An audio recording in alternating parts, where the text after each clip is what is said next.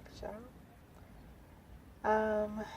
Yesterday, last show, we talked about Akon, and we talked about the things that black entertainers can do that are really intended to be good things, but the results of them or the consequences of them end up being very bad things, even though those things were not intended by those black entertainers.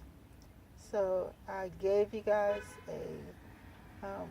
a link to my books, the ABCs of Blackness, so that you can actually understand some of the things that black entertainers are doing right and some of the things that black entertainers are doing wrong, even though they intend for some of the things that they do. Now, some of the stuff they do, they know is wrong, but some of the things that they do, they actually intend for it to be something good. So you have a link in the description of the Akon video for the ABCs of Blackness books. And as we go along, I've written 108 books to help black communities understand all of the different things that are going on in that's affecting black men, black women, black children, and the black communities, black countries, black black whatever. And so you'll understand that these things, first of all, are not happening for the first time. They've been going on for a long time. And until black people are able to address these things honestly, I know you guys have your favorite people. I know you have things that you are used to doing or like to do, or everybody else is doing it, so it must be okay. Mm-mm. There are some things we're going to get into that you guys are not going to like what I have to say, but that's okay. There's plenty of YouTube videos out here. If you just want somebody to pacify you or pat you on the back or tell you everything's okay with the way things are, um, if that's what you want, or you just want to be, entertained, whatever, there's plenty of videos out there for that. So, um, if you're coming to the Nita Black Show, you're saying to me that you're ready to hear the real deal. So I'm taking you at your word. Okay? Otherwise, you need to hit the next video button right now, because you're really not going to like this one. Okay, I told you on the last show that there is a black entertainer that you guys are asking me hundreds, hundreds of questions about, and that is Beyonce. Now, I get questions from, has she sold her soul? Did she do a blood sacrifice? What's really going on with her? Are all these things that you hear about her, are they true?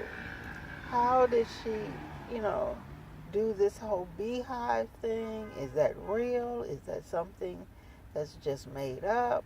And, you do have a lot of females, because she caters in her video to a lot of female empowerment type music. She does have quite a following of everybody from strippers to little girls.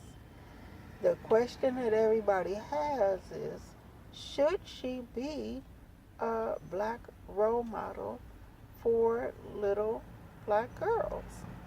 And we're going to get into that. But let's talk about first how you become a billionaire.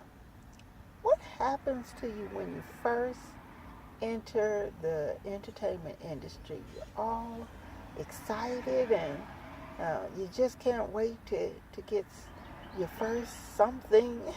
And when you enter in and your parents were into the industry, it makes it a lot easier in some cases, but you still have to work. So you have a person that when they first get in there, whether they're put in there by their parents as little children, whether they go in as teens, or whether they go in as young adults, the process is pretty much the same. Even if you have parents in the industry, you still got to prove yourself. Okay, so the proving of yourself means, are you a marketable commodity, something that white people can make a lot of money off of? And not always just white people. You have a lot of black people too, but the majority of the people that are going to be making money off of you are white people, white companies, and white advertisers. Okay? So, your first milestone in the industry is when you get that first $100,000 check. You start to see, okay, I have something that is marketable, something that people can make money off of.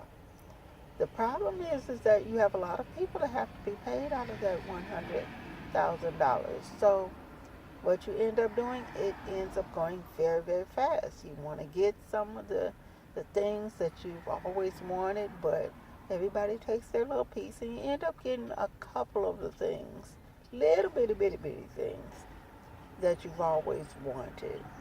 Shoes, clothes, outfit, things like that. So the next milestone that you start hungering for, if you have that drive, if you have that hunger, if you're ready to do that work, put in the work, your next milestone is your $1 million check. Your first $1 million check seems like, oh, sorry, somebody is trying to close their door there. I told you guys we do this anywhere. That first, we're going to let them go ahead and leave, but I'm going to hope you guys can still hear me.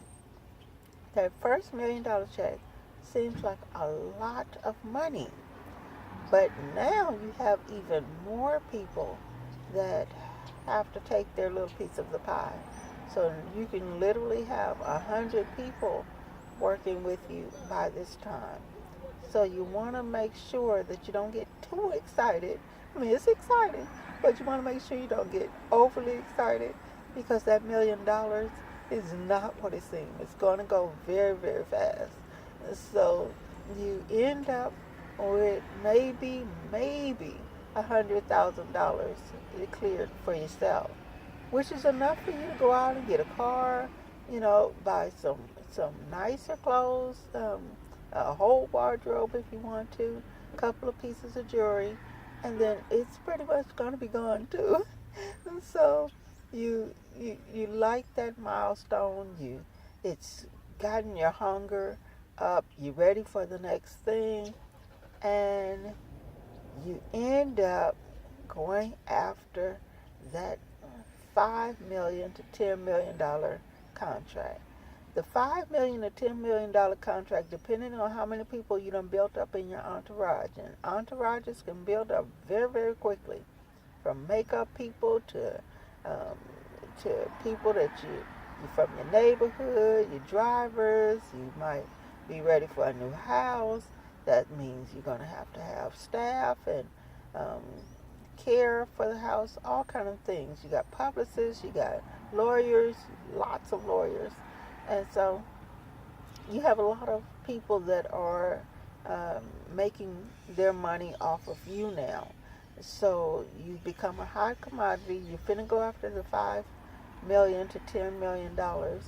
And once your girl Beyonce did that, she knew she was something good. Now, you have Destiny's Child.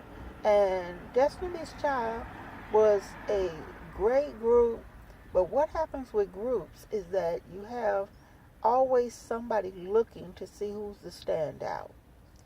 Groups are great.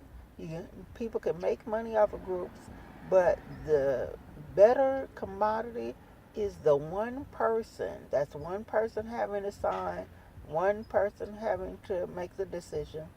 The, having that one person, that standout person that you can groom and make into a person that can make a lot of money, that's what they're looking for.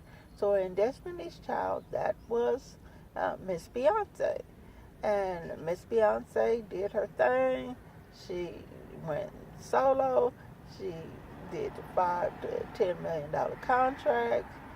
And once you reach that level, you pretty much clear about $1 million for yourself, even with managers and publicists and make